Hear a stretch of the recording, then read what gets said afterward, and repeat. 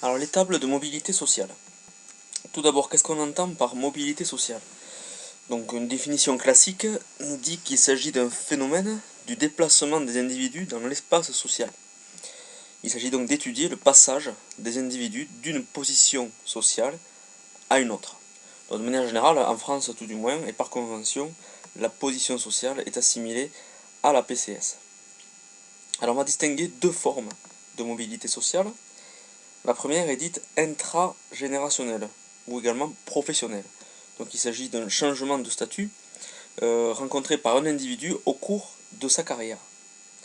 L'autre forme de mobilité donc est intergénérationnelle.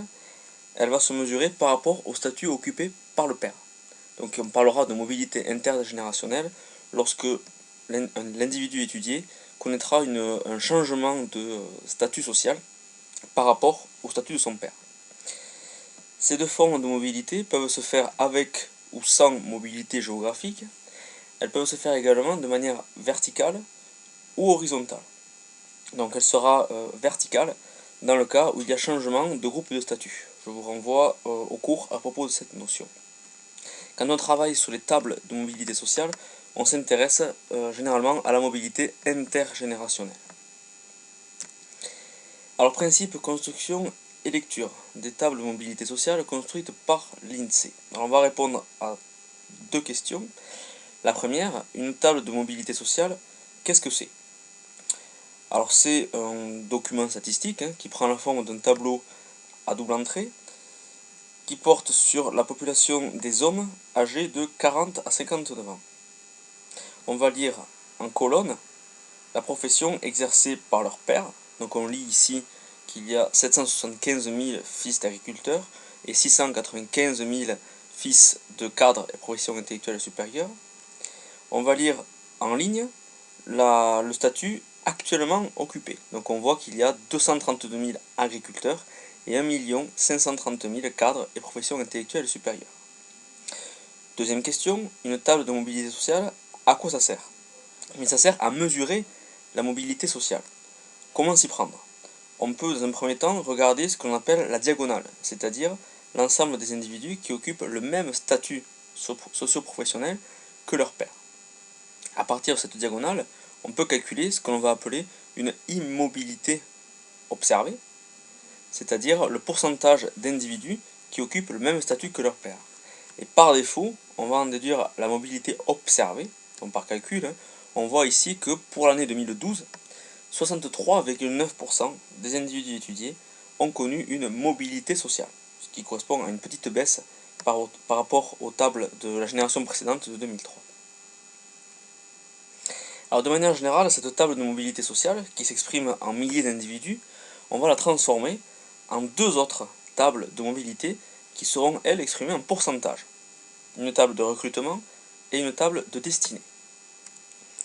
Commençons par la table de recrutement. Cette table permet de répondre à la question suivante. Parmi les individus appartenant aujourd'hui à la PCS X, à quelle PCS appartenait leur père?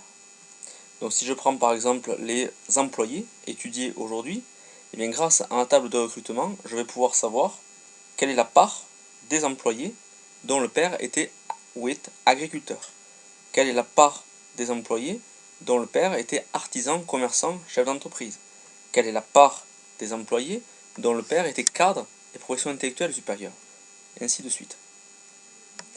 Concernant maintenant la table de destinée, la question est un petit peu différente. Elle va nous permettre de savoir, parmi les individus dont le père appartenait à la PCS X, à quelle PCS appartiennent-ils aujourd'hui? Donc en colonne, on va regarder ici nos fils d'employés, par exemple, et la table destinée va nous dire, parmi ces fils d'employés, quelle est la part d'agriculteurs. Parmi ces fils d'employés, quelle est la part d'artisans, commerçants, chefs d'entreprise. Parmi ces fils d'employés, quelle est la part des cadres et professions intellectuelles supérieures, etc.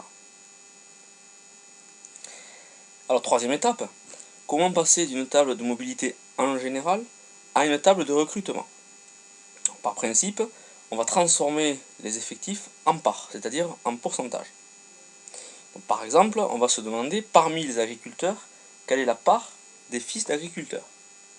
On peut poser X, la part des fils d'agriculteurs parmi les agriculteurs. Pour rappel, la part se calcule en divisant la partie par l'ensemble fois 100. Je vais chercher dans ma table de mobilité de départ ma partie et mon ensemble. Ici, en l'occurrence, mon ensemble est de 232 000 agriculteurs. Ma partie est de 186 000 agriculteurs parmi les fils d'agriculteurs. J'en déduis donc mon X, 80,2%, et j'interprète. 80,2% des agriculteurs, de 40 à 59 ans, sont fils d'agriculteurs en 2012, selon les données de l'INSEE. Je reporte ensuite mon résultat dans ma table de recrutement, et je vous invite maintenant à mettre cette vidéo en pause, à reprendre dans la table de mobilité de départ les données dont vous avez besoin, et à compléter les chiffres manquants dans cette table de recrutement. Donc après avoir fait les calculs appropriés, vous avez dû obtenir ces résultats. Donc si vous ne retrouvez pas les mêmes résultats, je vous invite à recommencer. Quatrième étape, comment passer d'une table de mobilité en général à une table de destinée. Le principe est exactement le même. Je transforme les effectifs en parts. Par exemple, je me demande cette fois-ci, parmi les fils d'agriculteurs, quelle est la part des agriculteurs. Je pose Y, la part des agriculteurs parmi les fils d'agriculteurs. Et je vais chercher dans ma table de mobilité les données dont j'ai besoin. Mon ensemble est ici de 775 000 fils d'agriculteurs. Parmi eux, 186 000 sont agriculteurs. J'en déduis donc mon Y, 24%, et j'interprète. 24% des fils d'agriculteurs de 40 à 59 ans sont eux-mêmes devenus agriculteurs en 2012, selon les données de l'INSEE. Même principe que tout à l'heure, je reporte mon résultat dans ma table de destinée, et là encore, je vous invite à mettre cette vidéo en pause et à terminer de compléter cette table de destinée. Donc après avoir effectué vos calculs, vous avez dû obtenir ces résultats. Là encore, si vous ne retrouvez pas les mêmes résultats, je vous invite à recommencer vos calculs. Pour terminer, on peut se demander dans quelle mesure cet outil est un outil critiquable. Donc les tables de mobilité sont un outil construit par des sociologues, et par définition, un outil construit par des individus est forcément imparfait. Alors plusieurs critiques sont possibles, on va en retenir ici 3. La première, c'est que seuls les hommes, comme vous l'avez vu, sont étudiés en fonction de la profession de leur père. Alors évidemment, ça interroge quant à l'activité féminine. Au jour d'aujourd'hui, les femmes sont bien plus actives qu'elles ne pouvaient l'être dans la génération précédente, donc se rend droit de s'intéresser aux destinées des femmes, au même titre que celui des hommes. Deuxième critique possible, certaines évolutions, comme les recompositions familiales, liées notamment à la montée des divorces, ne sont pas prises en compte.